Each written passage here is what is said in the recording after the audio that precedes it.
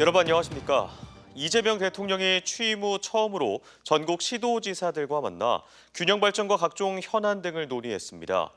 이 대통령은 균형 발전이 이제 배려가 아닌 국가 생존을 위한 전략이라며 지방 인센티브 강화를 강조했고 해수부 부산 이전에 대해선 우려엔 공감하지만 이해해달라 당부했습니다. 이교선 기자입니다. 이재명 대통령과 전국 17개 광역단체장이 취임 후 처음 한자리에서 모였습니다. 이 대통령은 수도권으로 모든 자원이 쏠리고 동시에 지역은 소멸 위기를 겪고 있다며 균형 발전은 배려나 시혜가 아닌 국가 생존을 위한 전략이라고 강조했습니다. 특히 민생 회복 소비 쿠폰처럼 수도권보다 지방에 더 많은 인센티브를 지급하는 방식의 정책 방향을 강화하겠다고 했습니다. 똑같이가 아니라 더 많은 지원을 해야 비로소 균형을 조금이라도 유지할 수 있다는 생각을 이번 정책으로 나름 시연해 봤습니다. 앞으로 국가 정책 결정이나 예산 재정 배분에서도 이런 원칙을 최대한 강화해 나가려고 합니다. 간담회에서는 세종시와 부산시 그리고 정부의 입장차가 뚜렷한 해양수산부 부산 이전 논의가 오갔습니다. 해외 출장 일정까지 하루 당겨 참석한 최민호 세종시장은 해수부 이전으로 인한 행정수도 기능 약화 등 우려를 전달했습니다. 해수부 이전에 따른 후속 대책은 물론 미이전 부처의 추가 이전과 함께 대통령 집무실과 국회 세종의사당 건립에 대한 구체적 계획을 제시해달라고 요청했습니다. 이에 대해 이 대통령은 우려에 공감한다면서 항구 도시인 부산의 상징성 때문임을 이해해달라.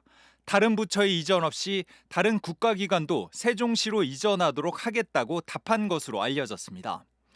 아울러 청와대로 다시 대통령실을 옮겨도 세종 집무실과 국회 세종의사당은 차질 없이 추진될 것이라고 말한 것으로 전해졌습니다. 이장우 대전시장은 하천 준설에 따른 극한호우 등 재난 예방 효과를 설명하고 소비 쿠폰 2차 지급 간소화와 대전교도소 이전 지원을 건의했습니다. 김태흠 충남지사는 당진 아산 등 8개 시군 특별재난지역 추가 선포와 공공기관 2차 이전 조속 추진, 대전 충남 행정통합 지원을 건의했습니다. 한편 시도지사 협의회장인 유정복 인천시장은 지방분권 개헌을 강조했습니다. MBC 뉴스 이교선입니다.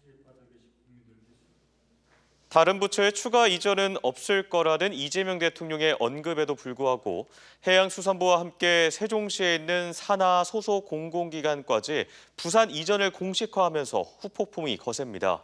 시민단체는 소비와 지방세 수입 등 연간 1,500억 원의 손실이 예상된다는 분석을 내놨고 국회 예산정책처는 해수부 이전에 1,600억 원이 넘게 들 것으로 추산했습니다. 문은선 기자입니다.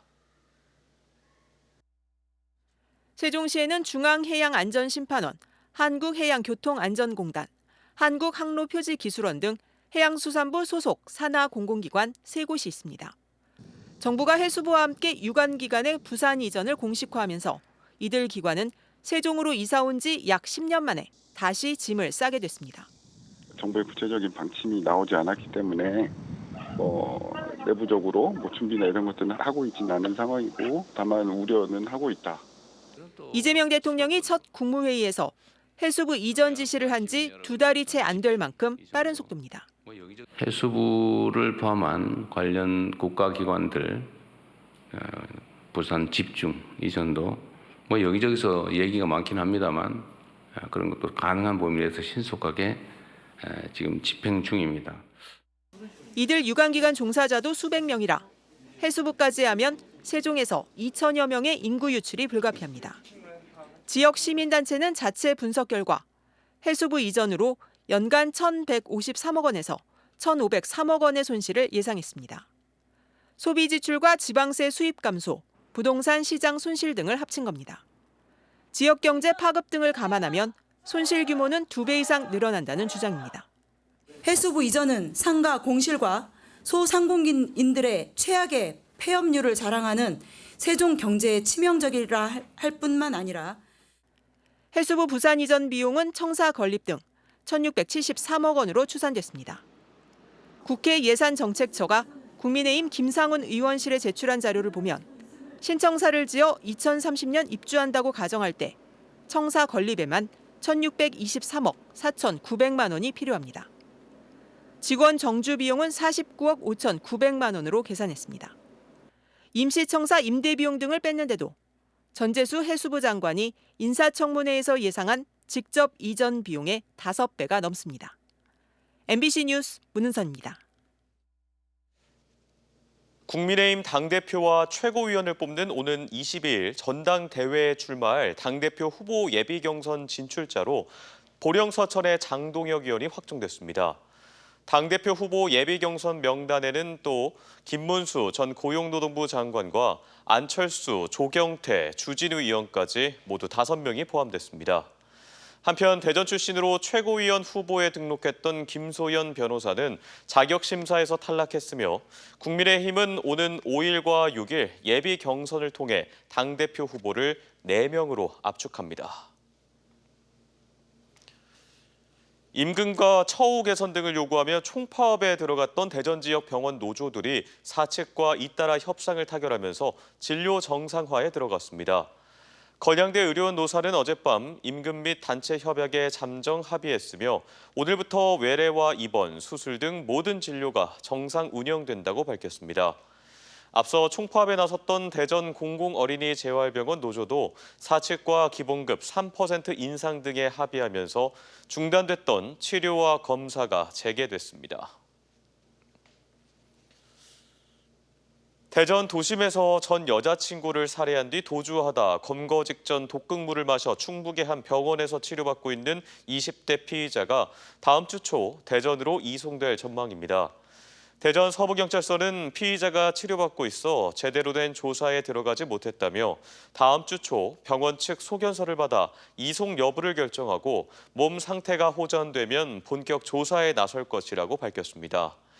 경찰은 긴급 체포 시한인 48시간이 지나기 전 피의자를 석방한 뒤 추가로 발부받은 체포 영장을 조만간 다시 집행하고 구속 영장을 신청할 예정입니다.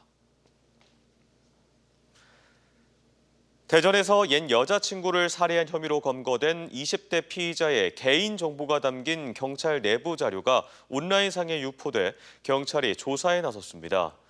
해당 자료는 경찰이 사건 초기 도주했던 피의자 검거를 위해 내부에서만 공유했던 수배 전단으로 피의자의 얼굴을 비롯해 이름과 생년월일 등이 담겨 있습니다.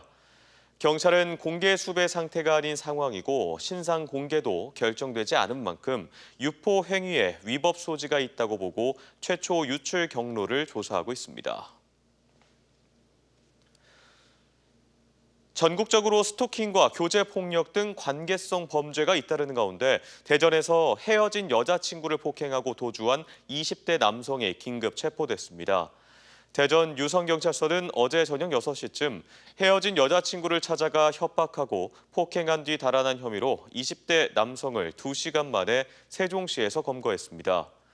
최근 대전에서 사귀었던 여성을 살해하는 등 관계성 범죄가 연달아 발생하자 유재성 경찰청장 직무대행은 스토킹으로 접근 금지 조치를 받은 3천여 명을 점검하고 필요하면 전자발찌를 부착하겠다는 대책을 내놓기도 했습니다. 오늘 오후 4시 10분쯤 세종시 나성동에서 승객을 태우고 달리던 택시가 상가 1층 사무실로 돌진해 40대 택시기사가 경상을 입었습니다. 당시 사무실에는 4명이 있었지만 재빨리 대피해 인명피해는 없었으며 경찰은 정확한 사고 경위 등을 조사하고 있습니다. 또 앞서 오늘 오후 1시 20분쯤 대전 선화동의 내거리 도로에서 SUV 차량이 신호 대기 중이던 차량 2대와 오토바이를 추돌해 2명이 다쳤습니다. 프로야구 한화이글스가 통산 최다 안타의 주인공인 외야수 손아섭을 NC로부터 전격 영입하며 올 시즌 우승 도전에 승부수를 던졌습니다. KBO 최다인 통산 2,584만타를 기록 중인 손아섭은 통산 타율 3할 2푼에 리그를 대표하는 타자로 한화의 타력과 외야 수비력을 끌어올릴 것으로 기대하고 있습니다. 한화는 트레이드 마감 직전인 어젯밤 NC에 3억 원과 2026 신인 드래프트 3라운드 지명권을 내주는 트레이드를 단행했다고 밝혔고 손아섭은 오늘 광주 기아 원정 경기부터 선수단에 합류해 적응에 나서고 있습니다. 대전과 세종, 충남 전역에 일주일 넘게 폭염경보가 내려진 가운데 아산의 한낮 기온이 36.6도까지 오르는 등 오늘도 무더위가 이어졌습니다. 폭염으로 서산에서는 야외에서 일하던 70대 남성이 고열에 쓰러지는 등 지역에서 온열 질환 신고 2건이 접수됐습니다. 기상청은 오늘 밤부터 주말이 내일까지 곳에 따라 최대 40mm의 소나기가 내리겠지만 체감 온도는 35도를 오르내리는 폭염의 기세가 당분간 이어지겠다고 예보했습니다. 정부가 지급한 민생회복 소비 쿠폰을 활용해 소방관들에게 커피 100잔을 기부한 사례가 알려져 훈훈함을 전하고 있습니다. 철안 서북소방서는 최근 과거 소방대원들에게 도움을 받은 적이 있다고 밝힌 시민 김영진 씨가 세금으로 마련된 지원금을 고생하는 소방관들에게 의미 있게 쓰고 싶다며 직접 커피 100잔을 구입해 소방서를 찾아 전달했다고 밝혔습니다. 청탁금지법 위반 혐의를 받고 있는 가세로 태안 군수가 최근 경찰에 소환돼 조사를 받은 것으로 확인됐습니다. 충남경찰청 형사기동대는 지난달 29일 공무원으로부터 승진 청탁과 함께 금품을 받은 혐의로 가 군수를 피의자 신분으로 조사했다고 밝혔습니다. 앞서 경찰은 지난 5월 관련 혐의로 군수실과 주거지, 차량 등을 압수수색했으며 가 군수는 민선 8기 3주년 기자회견에서 사실 무근이라며 혐의를 일축했습니다. 지금까지 대전, 세종, 충남 소식이었습니다. 시청해주신 여러분 고맙습니다.